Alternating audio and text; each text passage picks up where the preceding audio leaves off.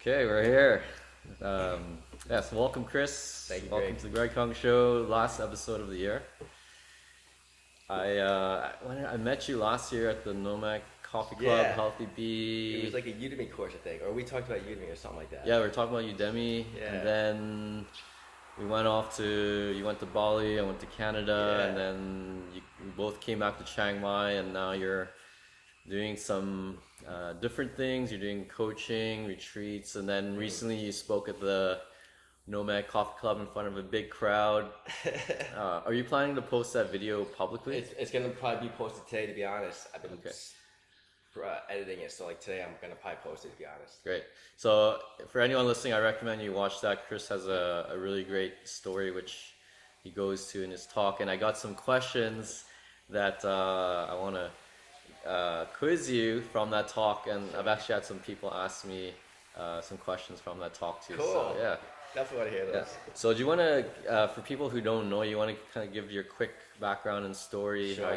how you came here? I'll do it real quick in like 2 minutes. I started out Wall Street in New York for 8 years, doing my MBA, and I did that for 8 years, and then I suffered a collapsed lung during the financial crisis, and it was a really stressful lifestyle. So that's when I'm like, all right, I need to change my lifestyle, and I started getting into Muay Thai because of Johnny FD, and that's when I was like, let me come travel to Asia. So after my MBA, I took a month-long vacation, just got into Muay Thai and meditation, and that really sparked the light bulb for like the whole digital nomad 4 hour work week. Yeah. And I then went back to New York, and I was like, I gotta get out of here. So 7 months later, I packed up and moved here to Thailand. I was in Phuket for 2 years, basically a year and a half, 2 years, and just not working and just doing Muay Thai and personal development, big into that. Yeah. And that helped me a lot. And then after those 2 years of like kind of like recharging and getting a solid foundation, that's when I got into online businesses. So starting out with drop shipping, that's why I moved up here for the Anton retreat. Yeah. And then the rest is history. Okay. Yeah. So that's interesting. You did start off with drop shipping, and Yeah. then during the talk, you mentioned that you've shifted to something that you're passionate about, which is the coaching. So can you just take us through that drop shipping experience, and then like how did you decide this is not for me, and how did you go about getting into your coaching and getting finding your passion? Cool. Yeah, that's a really good question. I think a lot of people out here, at least, that they just do whatever business model makes them money, and they don't really think about like long term. So for me, I got into dropshipping because one was because Johnny FD recommended it. I Yeah. trusted him, so the course was super cheap back then too. I think it's like up to 2 or 3 grand now, but I got it for Wow. like 500. So I was just like, let me just try it. I don't have much to lose. So it was a low investment capital, and at that point, I didn't really know many business models to try. So I was like, well, that one works. Johnny does it, so let me try that. So I did that, and I was successful. I got. It's funny. The day I moved from Phuket to here, I got Yeah. my first sale, and I got two Nice. sales that day. And I was like, that was like a sign from the universe. Like you made the right shit decision to come up here. And Yeah. then, the whole Anton retreat was here. So I was only planning on being here for 3 months in Chiang Mai, and Yeah. it's been pretty much almost 2 years now. And it was because I got to meet so many people. I worked at a punch space. Yeah. So I did that. And when I got here, I then FBA was starting to come off, Yeah. and I met some other people out here who were doing drop shipping and all this thing. So we started a partnership.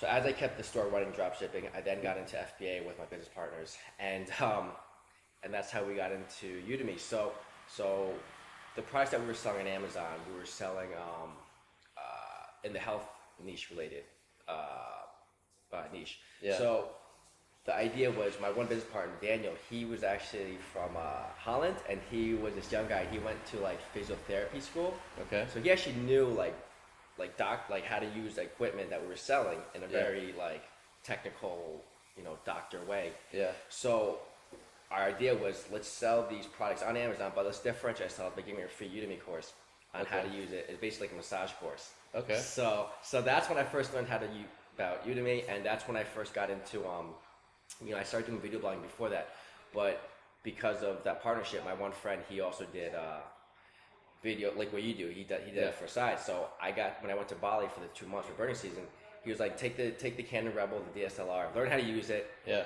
and that's when I really got into. I've always been into creativity and video and photography, but that's the first time I got to do videography and Yeah. learn the settings. And then he also told me how to use Adobe Premiere and Okay. just gave me the basics, and then I just like ran with this. So it was out of that business partnership, the best skills I learned was like the creativity aspects of video and all that stuff, editing. Yeah. So that was how I kind of then got into that, to the video side. So at that point, I'm like, all right, I'm interested in the e-commerce, FBA, dropshipping. I'm starting to wane on that. So I'm like, let me just like focus on YouTube blogging. So it's funny, I came to this other coach. He had a workshop at Sangdi, and the homework was to pick up a new habit for like 30 days, Yeah. do something new, get out of your comfort zone. So I was like, all right, I'm seeing everyone doing these 30-day video blog challenges. That was like the big thing on Facebook. Yeah. And at that point, I'm like, I hate being in front of video. I hate the way my voice sounds. It makes me nervous.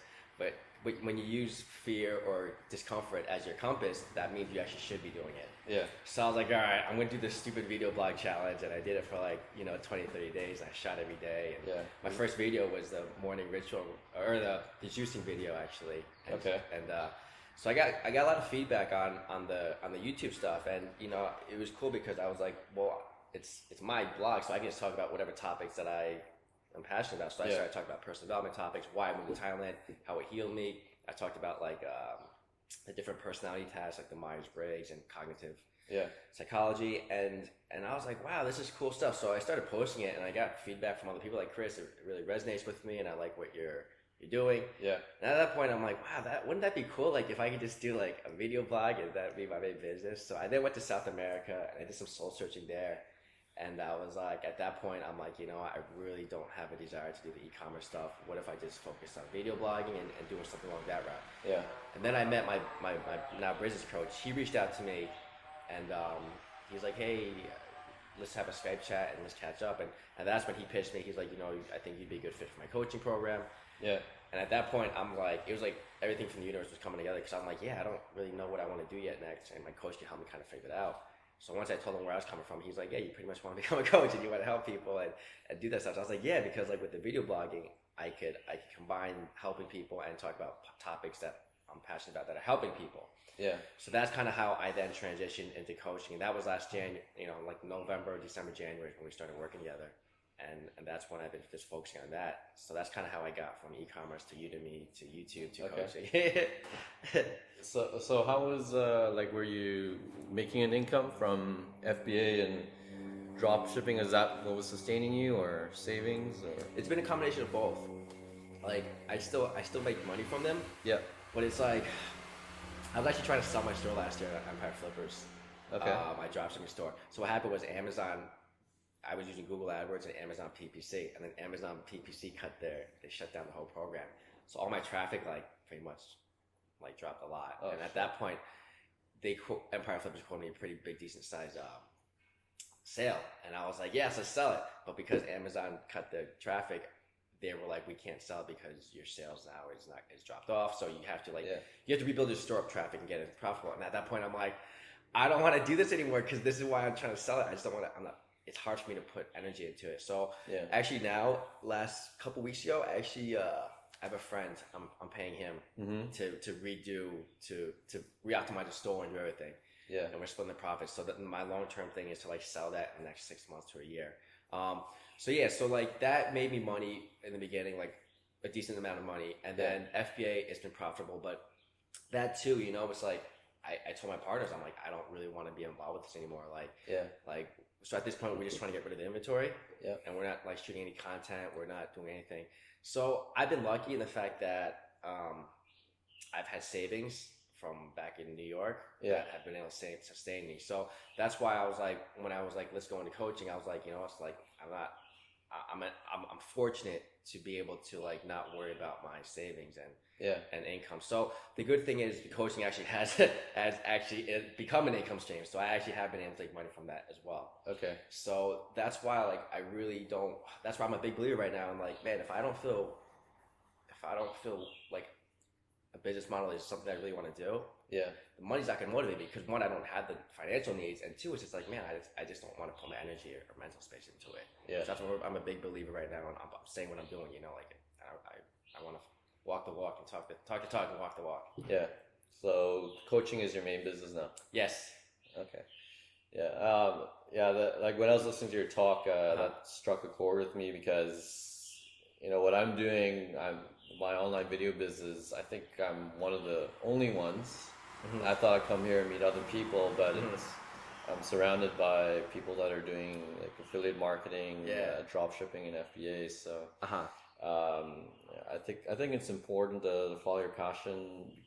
It's not easy. You gotta figure out a way to make a business out of it, and but I think the passion does pull you through, but you also need to be smart about it. Yeah, and that's why I think and that's I don't want to come off as as bashing drop shipping or affiliate marketing, because you know what, I am super grateful that Anton put that course together, because those skills gave me that course and business model. It gave me a foundation of business skills to then launch my coaching business. Because if I didn't do drop shipping, I wouldn't know how to do any of this internet marketing stuff.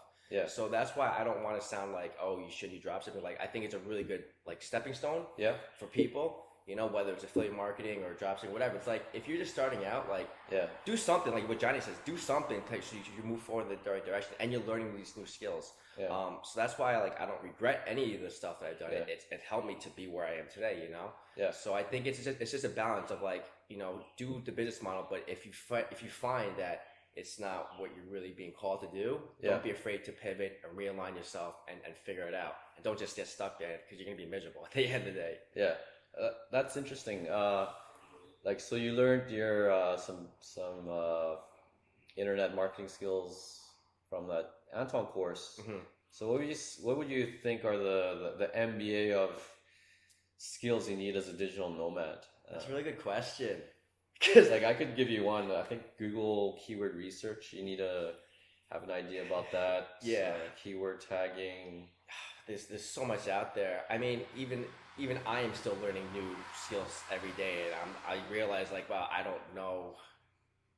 I still have a lot to learn, to be honest. So, but I think the things like basic marketing psychology, I guess, I think that's a really big a skill that you need to understand. Like, why are people going to buy something, whether it's your services,